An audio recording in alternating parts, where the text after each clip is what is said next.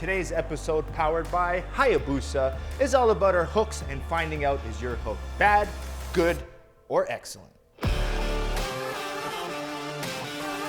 All right, in today's episode, we're talking about the hooks, and we're going to talk about breaking down the technique for you to understand, is your hook bad, is it good, or is it excellent, okay? And there's some key differences in each of the different steps in the categories, so let's pay attention. So if you're in the bad category, you can move yourself to good, and if you're good, you can move yourself to excellent. That's the goal here, okay?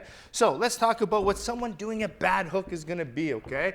Now, a bad hook, okay, a lot of times there's a lot of exaggeration, okay? But sometimes here, again, as a gym owner, I have someone come in who doesn't even know how to put their hands up. They don't know how to hold their hands, they don't know what position to be in, their foot, they're all cross foot. So it's very difficult, but again, most of you watching probably a little bit more advanced and you're not making these bad ones, but you might be, so we'll discuss it anyways. Now, a bad hook, okay? A hook is all about rotation, all right? So I always talk about the legs. So when the hook, in a bad hook, the hook is gonna come with zero movement of the legs, okay? Now, even if they step forward, okay, there's not gonna have that rotational movement. They think the hook is just the punch coming in this direction, right? So they're just using their arm, their chest, and their shoulder to generate that power, and that's natural, right? You might go 1, 2, 3, and the hook comes here. Now, what I find about the hook, even with a lot more advanced fighters, and I think this is the one where a lot of you might get caught, because a lot of us have big gloves, and you really realize when you start wearing MMA gloves, a lot of times you're hitting with these front knuckles here, okay? Or near the tip of the fingers because you're not manipulating your wrist. When you're hooking, you're almost hitting with the palm, okay? And again, when I'm here, you don't really tell when you're in a big glove. So no rotation, and I'm hitting with a palm, and my arm is almost straight, okay? So I'm not gonna get that rotational power that I'm looking for, okay? So, one, we're not stepping, we're not using our legs or weight transfer to rotate. We're rotating with just the arm and the shoulder, and we're not using our wrist to be able to hit with the proper knuckles. Hitting with the proper knuckles makes it a good technical punch, okay? Now, the other thing is this hand. This is the biggest mistake people make. When this hook comes, this hand is always very low. Even me now, if I don't get people watching me or watch videos, my hand's dropping too much. So you always have to make sure one hand is up, whether it's on the cheekbone, high, wherever you like to be, but you need to be defensively aware. I always say, always have one hand on the phone, okay? So that's the main thing. There's zero pivot, zero weight transfer, no rotational power from the hips, okay? Nothing from my core, and I'm just using my shoulder, no rotation, and my hand's dropping pretty bad, okay?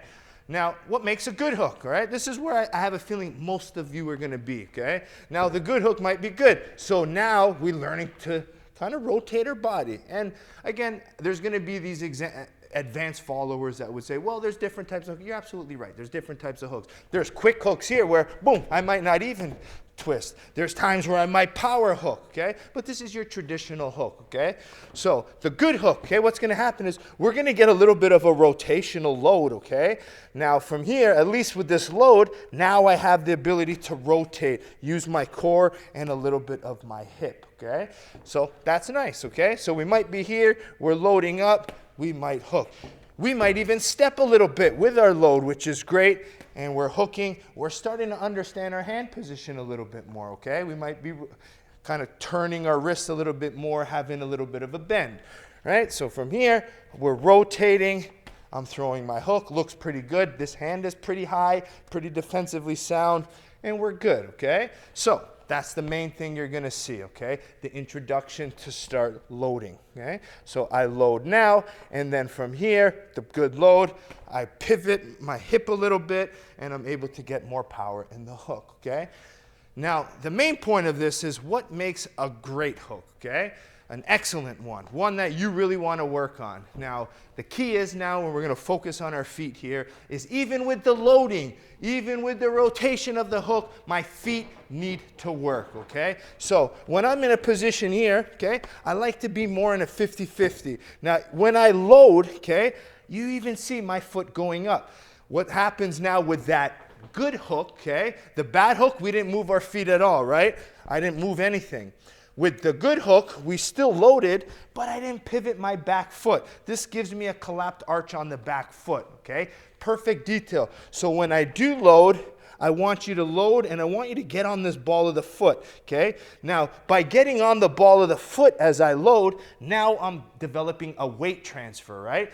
All I was doing with the good hook, I was rotating, okay, on a steady axis here, right? I was rotating. But now when I load, see my head position instead of staying here. When I brought that back foot up and I loaded, now my head is on top of my knee. I have more of a loaded hip, which means I get to generate a lot more power because I'm using my legs, okay?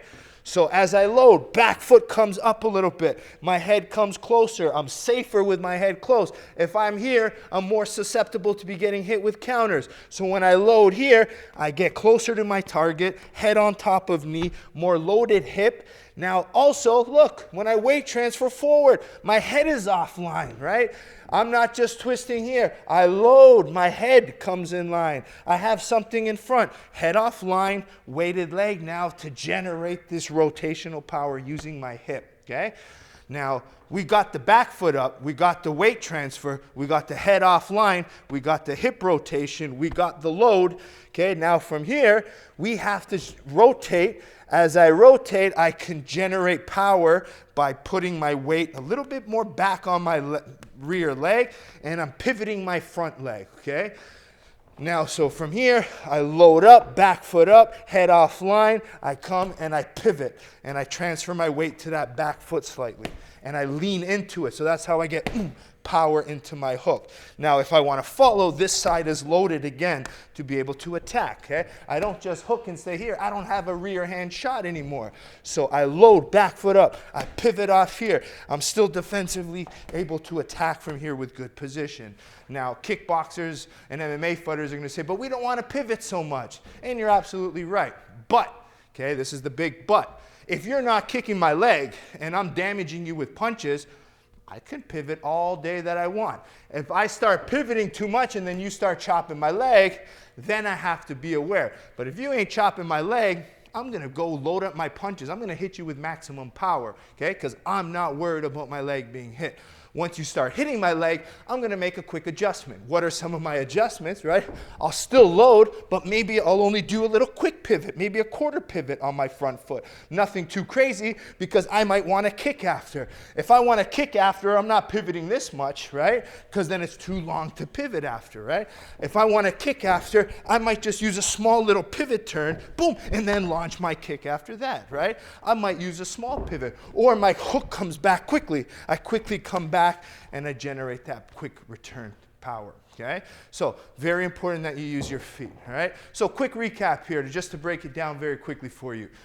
A bad, a good, and an excellent hook, to me, starts with that footwork, okay?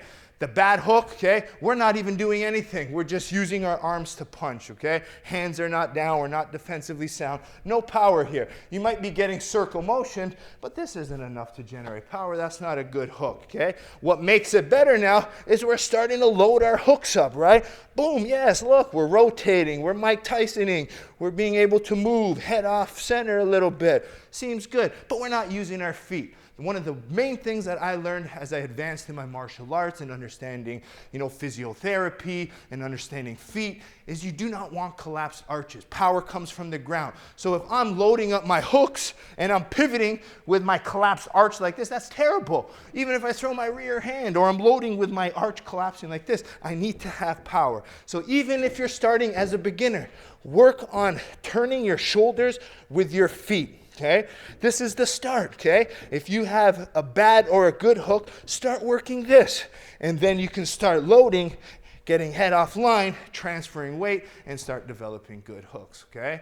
Now, one last point I could add as a little tidbit of information, you always get thumb up versus thumb down, okay? Again, to me, a traditional hook for myself, okay, I like thumb up. I'm more of a thumb up hooker. That's just my style. Some people will say, whether I go to the body to rotate or the head, some people will say, when you go longer, you want to turn out this way. Yeah, I kind of agree sometimes. It depends. One of my main points I look for, I'll go southpaw, right? If I want to land a hook here, right? If I go thumb up, I can't land it. There's not enough space, okay? So one little secret trick for you guys. As I rotate and I hook, I want to put my thumb between the bicep and forearm.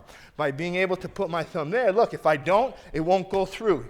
Don't be nice to me, right? Look, he's not letting it in. Look, as soon as I put my thumb in the crevice, bang, I'm gonna find that right away every time, okay? So you might have to switch angles with it, depending on the range, but a good, okay, and an excellent hook is gonna start rotation. But if you wanna be a great hooker that has power and you're gonna get knockouts from it, let's start rotating our feet, pivoting, no collapse arches, okay? And that's how we get that power, okay? Hope you enjoyed today's episode. Make sure you kind of like the video. Make sure you leave comments. Let us know in the videos if your hook is bad, good, or excellent, all right? And I want you to support the channel like you guys have been doing, and thank you very much for that, by going to Hayabusa Fight, all linked in the description below. The T3 boxing gloves, as you can tell from all my videos, are my personal favorite. Then we have Perfect Sports Nutrition. You can get your supplements at a 20% discount by using code Bazooka20. Highly recommend the Altered State pre-workout, the branched chain amino acids, which are one of my favorites, and protein for recovery. And last but not least, bazookatraining.com. All of these videos, you can learn that advanced technique, all the good concepts for less than $10 a month. And now there's almost 400 videos for you to learn from. That's a lot of videos, a lot of education, a lot of instruction. Okay, so head over there, and we separate our videos, you know, in different categories. We have home workouts, bag workouts, sparring drills, tutorials, and you get 4 brand new ones every single Monday. Less than $10 a month. We'll see you there, and we'll see you next time here at Bazooka Kickboxing and MMA. Boom, boom. Welcome to Bazooka Kickboxing and MMA online training. I'm Bazooka Joe Valtellini, the owner here at Bazooka Kickboxing and MMA. Over the past year, I've designed and created a website to teach Bazooka curriculum at home and across the world. The purpose of this website is for you to, 1, hit your fitness and health goals, all while learning world-class martial arts instruction from me. The beautiful thing about this website, it's geared for all levels. So if you're learning martial arts for the first time as a beginner, we help you progress into the bigger stages. And if you're a pro fighter, guess what? We have different fight concepts for you to improve your tool set and your skills in the ring or cage. As the fastest rising kickboxing world champion and a lifelong martial artist with over 30 years of experience, I've been able to combine my passion for martial arts and teaching to create this website. This website's gonna give you some of the tricks, secrets, and inside look at some of the training I use to win my world title. Once you subscribe to this site, you're gonna be getting weekly training videos and tutorials that you can do from anywhere. The sections are broken up into 3 parts. The first is bag workout. So if you have a bag at home or at your gym, you can use these workouts to supplement your training. The second is at-home workouts. A lot of us don't have the room for a bag or a bag in general, so these workouts are for no equipment needed, and you can do them anywhere. And finally, the tutorial section. If you're having any problems with a specific technique or fight concept that's covered in any of the workouts, go to the tutorial section, learn the technique, and then go back to the workout, and this time, do it with proper technique. One of the added benefits once you subscribe is the forums section, where you can get a more personalized experience where you can ask questions, and I'll be able to go in there and answer them. It's all about building a team and a community of martial artists helping each other grow. So subscribe now to get access to all the videos plus more, so you can be part of the squad here at Bazooka Kickboxing and MMA.